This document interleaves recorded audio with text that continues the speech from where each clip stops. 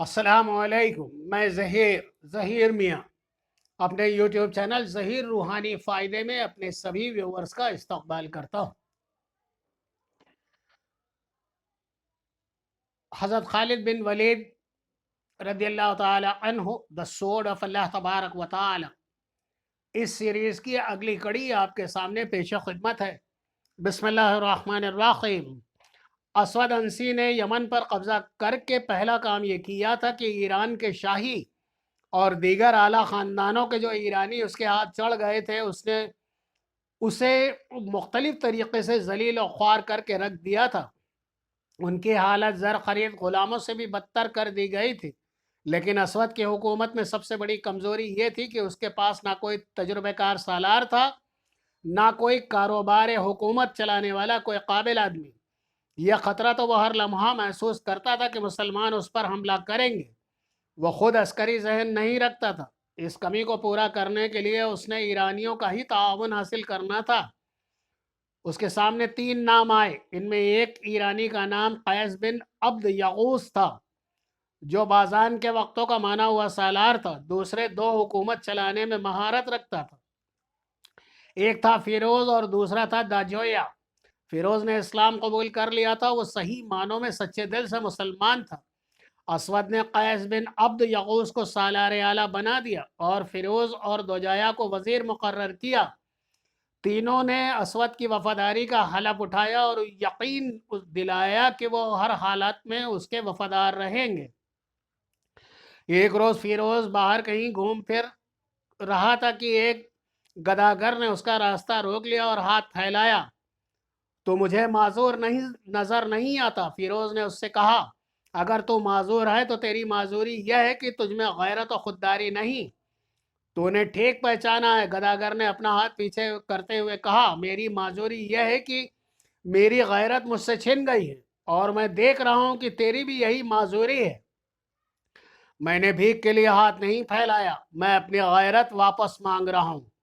اگر تو پاگل نہیں ہو گیا ہے تو مجھے بتا کہ تیرے دل میں کیا ہے۔ فیروز نے گداگر سے کہا، میرے دل میں اللہ کے اس رسول کا نام ہے جس کا تو شہدائی ہے۔ گداگر نے فیروز کی آنکھوں میں آنکھیں ڈال کر کہا، اگر اسود انسی کی شراب تیری رگوں میں چلی گئی نہیں ہوتی اور میں جھوٹ نہیں کہہ رہا کہ پھر تو نے دل پر پتھر رکھ کر اسود کی وزارت قبول کی ہے۔ فیروز نے ادھر ادھر دیکھا۔ وہ سمجھ گیا کہ یہ مدینہ کا کوئی مسلمان ہے، لیکن اسے یہ خطرہ بھی محسوس ہوا کہ اسود کا کوئی مخبر بھی ہو سکتا ہے۔ مت گھبرا فیروز، گداگر نے کہا، میں تجھ پر اعتبار کرتا ہوں، مجھ پر اعتبار کر، میں اپنا نام بتا دیتا ہوں، قیس بن حبیرہ۔ مجھے رسول اللہ صلی اللہ علیہ وآلہ وسلم نے بھیجا ہے۔ کیا تو صحیح کہتا ہے کہ رسول اللہ صلی اللہ علیہ وآلہ وسلم نے تجھے میرے پاس بھیجا ہے؟ فیروز نے اشتیاق کے ساتھ پوچھا۔ نہیں، قیس نے کہا، رسول اللہ صلی اللہ علیہ وآلہ وسلم نے یہ کہا تھا کہ وہاں چلے جاؤ، اللہ کے سچے بندے مل جائیں گے۔ تجھے کس نے بتایا کہ میں سچا مسلمان ہوں؟ فیروز نے پوچھا۔ اگر رسول اللہ صلی اللہ علیہ وآلہ وسلم کا نام سن کر رسالت کے شہدائیوں کی آنکھوں میں جو چمک پیدا ہو جاتی ہے وہ میں نے تیری آنکھوں میں دیکھی ہے۔ قیس نے کہا، تیری آنکھوں میں چمک کچھ زیادہ ہی آ گئی ہے۔ فیروز نے قیس سے کہا کہ وہ چلا جائے۔ اس نے قیس کو ایک اور جگہ بتا کر کہا کہ کل سورج غروب ہونے سے کچھ دیر پہلے وہاں بیٹھا گداگری کی صدا لگاتا رہے۔ اگلی شام فیروز اس جگہ سے گزرا تو اس نے قیس بن حبیرہ رضی اللہ تعالی عنہ کو بتائی تھی۔ فیروز کے اشارے پر قیس گداگروں کے انداز سے اٹھ کر فیروز کے پیچھے پیچھے ہاتھ پھیلا کر چل پڑا۔ رسول خدا صلی اللہ علیہ وآلہ وسلم تک پیغام پہنچا دینا کہ آپ صلی اللہ علیہ وآلہ وسلم کے نام پر جان قربان کرنے والا ایک آدمی اسود انسی کے سائے میں بیٹھا ہے۔ فیروز نے چلتے چلتے ادھر ادھر دیکھے بغیر دھیمی آواز میں کہا، اور میں حیران ہوں کہ اتنی جنگی طاقت کے باوجود رسول اللہ صلی اللہ علیہ وآلہ وسلم نے یمن پر حملہ کیوں نہیں کیا؟ اسے جواب ملا، ہر کل کا لشکر اردن میں ہمارے سر پر کھڑا ہے۔ قیس نے کہا، ہمارا لشکر رومیوں پر حملہ کرنے جا رہا ہے، کیا ہم 2 آدمی پورے لشکر کا کام نہیں کر سکیں گے؟ کیا تو نے یہ سوچا ہے کہ 2 آدمی کیا کر سکتے ہیں؟ فیروز نے پوچھا۔ قتل، قیس نے کہا اور کہنے لگا مجھ سے یہ نہ پوچھنا کہ اسود کو کس طرح قتل کیا جا سکتا ہے، کیا تو نے اپنے چچا کی بیٹی آزاد کو دل سے اتار دیا ہے؟ فیروز چلتے چلتے رک گیا، اس کے چہرے پر کچھ اور ہی رونق آ گئی، جیسے اچانک خون ابال پڑا ہو۔ تو نے مجھے روشنی دکھا دی ہے، اس نے کہا، قتل کے سوا اور کوئی راستہ نہیں۔ میری چچا زاد بہن کا نام لے کر تو نے میرا کام آسان کر دیا، یہ کام میں کروں گا، تو اپنا کام کرتا رہے، جا قیس زندہ رہے تو ملیں گے۔ مورخوں نے لکھا ہے کہ فیروز کے دل میں اسود کی جو نفرت دبی ہوئی تھی وہ ابھر کر سامنے آ گئی۔ اس نے اسود اندسی کے ایرانی سالار قیس بن عبد یغوث و داجویا کو اپنا ہمراز بنا لیا۔ اسود کا قتل ایک وزیر کے لیے بھی آسان نہیں تھا جو اس کے ساتھ رہتا تھا۔ اسود کے محافظ اسے ہر وقت اپنے نرغے میں رکھتے تھے۔ سوچ سوچ کر ان تینوں ایرانیوں نے یہ فیصلہ کیا کہ آزاد کو اس کام میں شریک کیا جائے، لیکن قتل آزاد کے ہاتھوں نہ کرایا جائے۔ آزاد تک رسائی آسان نہیں تھی۔ اسود کو شک ہو گیا تھا کہ تینوں ایرانی اسے دل سے پسند نہیں کرتے۔ اس نے ان پر بھروسہ بھی کم کر دیا تھا۔ آزاد اور فیروز کی ویسے بھی ملاقات کم ہی ہوتی تھی۔ آزاد تک پیغام پہنچانے کے لیے عورت کی ضرورت تھی۔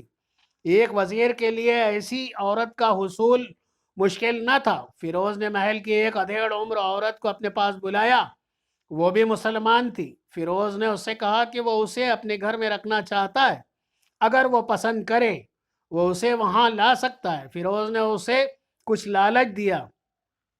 ایک یہ تھا کہ اس سے اتنا زیادہ کام نہیں لیا جائے گا جتنا اب لیا جاتا ہے۔ وہ عورت مان گئی۔ فیروز نے اگلے روز اسے اپنے یہاں بلا لیا۔ ایک روز آزاد اکیلی بیٹھی تھی، وہ ہر وقت جلتی اور کڑتی رہتی تھی کہ کوئی اسے راہ فرار نظر نہیں آتی تھی۔ اس کیفیت میں فیروز کی وہی خادمہ اس کے پاس آئی۔ میں کسی کام کے بہانے آئی ہوں، خادمہ نے کہا، لیکن میں آئی دراصل تیرے پاس ہوں۔ کیا تو اپنے چچا زاد بھائی سے کبھی ملی ہے جو رحمان الیمن کا وزیر ہے؟ کیا تو جاسوسی کرنے آئی ہے؟ آزاد نے غصیلی آواز میں کہا، نہیں۔ خادمہ نے کہا، مجھ پر شک نہ کر، میں اس جھوٹے نبی کے مخبر ہوں۔ میرے دل میں بھی اسود کی اتنی ہی نفرت ہے جتنی تیرے دل میں ہے۔ میں نہیں سمجھ سکی کہ تو میرے پاس کیوں آئی ہے، آزاد نے کہا۔ فیروز وزیر نے بھیجا ہے، خادمہ نے کہا۔ میں فیروز کا نام بھی نہیں سننا چاہتی۔ آزاد نے کہا، اگر اس میں غیرت ہوتی تو وہ اس شخص کا وزیر نہ بنتا جس نے اس کی چچا زاد بہن کو بیوہ کیا اور جبراً اسے اپنی بیوی بنا لیا۔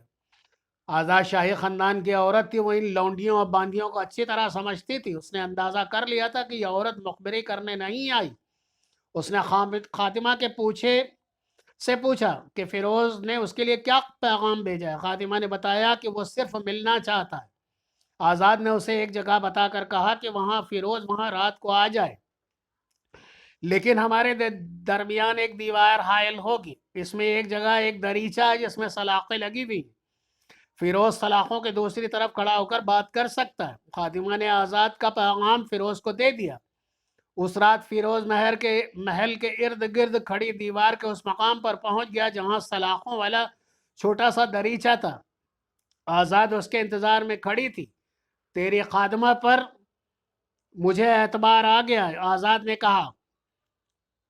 تجھ پر میں کیسے اعتبار کروں؟ میں نہیں مانوں گی تو مجھے اس وحشی سے آزاد کرنے کی سوچ رہا ہے۔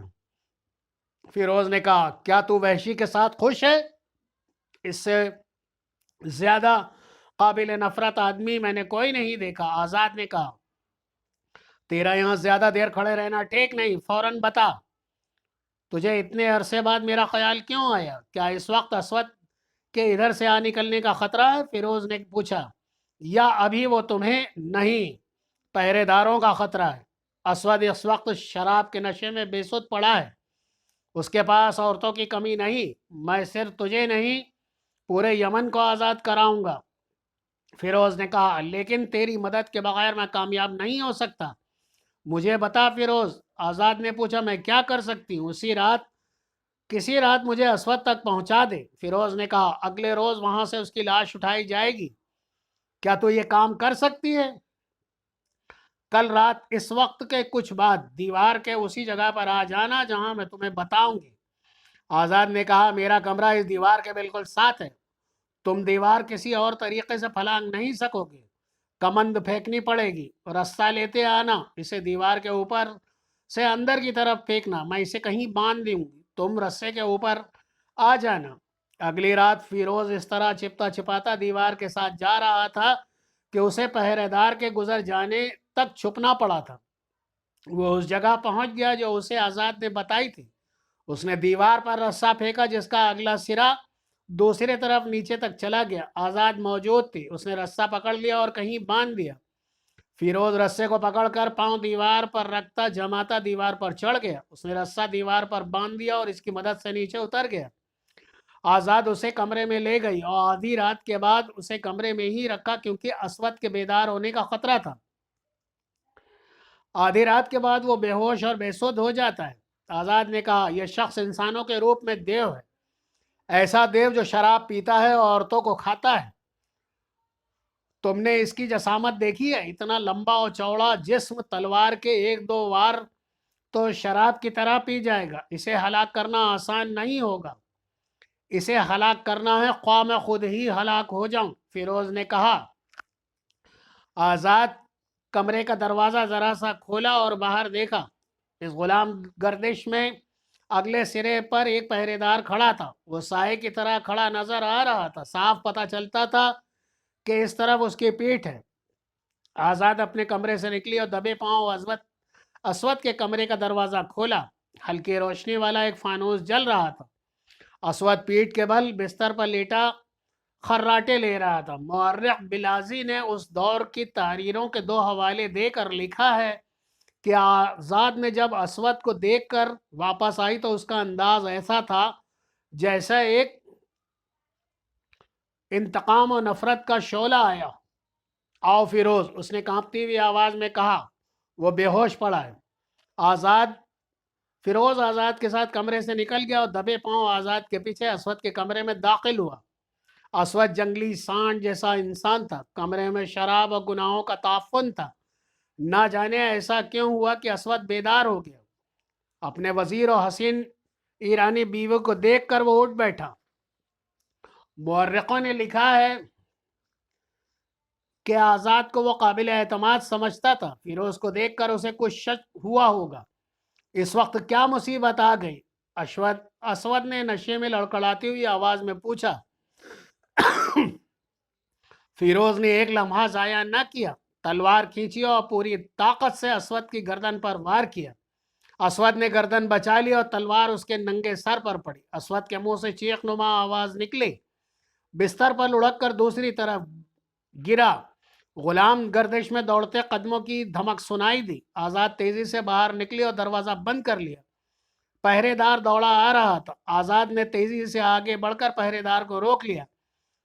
کمرے سے اسود کی ہلکی ہلکی آوازیں آ رہی تھی۔ واپس اپنی جگہ چلے جاؤ، آزاد نے پہرے دار کو تحکمانہ انداز میں کہا۔ رحمان الیمن کے پاس فرشتہ آیا ہوا ہے اور وہی نازل ہو رہی، جاؤ، ادھر نہ آنا۔ مورخ بلازی نے لکھا ہے کہ پہرے دار نے احترام سے سر جھکا لیا اور چلا گیا۔ آزاد اندر آئی تو دیکھا اسود فرش پر اٹھ کر بستر پر گر رہا ہے۔ فیروز دوسرے وال کے لیے آگے بڑھ رہا ہے۔ اسود بستر پر گر پڑا، اس کا سر پلنگ کے بازو پر تھا اور سانڈوں کی طرح ڈکار رہا تھا۔ تم اسے مار نہیں سکو گے، فیروز، آزاد نے آگے بڑھ کر کہا اور اسود کے بال جو لمبے تھے دونوں ہاتھوں سے پکڑ کر نیچے کو کھینچے اور خود فرش پر بیٹھ گئی۔ اب فیروز اس کی گردن کاٹ دو۔ فیروز نے ایک ہی وار سے اسود کی گردن کو صاف کاٹ کر سر جسم سے الگ کر دیا۔ فیروز کے ساتھیوں قیس، عبد یغوث اور واجویا کو معلوم تھا کہ آج رات کیا ہونے والا ہے۔ فیروز نے اسود کا سر اٹھایا اور ان دونوں کے یہاں جا پہنچا۔ محافظوں اور پہرے داروں کو رحمان الیمن کے قتل کی خبر ملی تو انہیں محل کو محاصرے میں لے لیا۔ آزاد فیروز کے ساتھ رہی۔ محل میں بھگدڑ مچی رہی۔ حرم کی عورتوں کا ہجوم چیختا رہا، چلاتا باہر کی طرف بھاگا۔ ادھر رسول اللہ صلی اللہ علیہ وآلہ وسلم کے بھیجے ہوئے قیس بن حبیرہ اور وبر بن خنیس رضی اللہ تعالیٰ عنہ سرکردہ مسلمانوں کو بغاوت پر آمادہ کر چکے تھے۔ दिन रात ज़मीन दोज़ कार्रवाइयों और सरगर्मियों से मुसलमानों के हौसले बहाल हो चुके थे। अभी सुबह सादिक में कुछ वक्त बाकी था। महल की छत से आज़ान की आवाज़ बुलंद हुई। लोग हैरान हुए कि महल में आज़ान। लोग महल की तरफ दौड़े।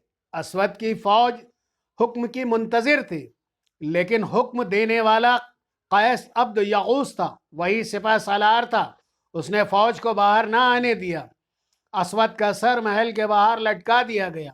महल की छतों से ललकार बुलंद हो रही थी कि हम गवाही देते हैं कि मोहम्मद रसूलुल्लाह सल्लल्लाहु अलैहि वसल्लम अल्लाह के सच्चे रसूल और असवद अंसी कज़्ज़ाब है।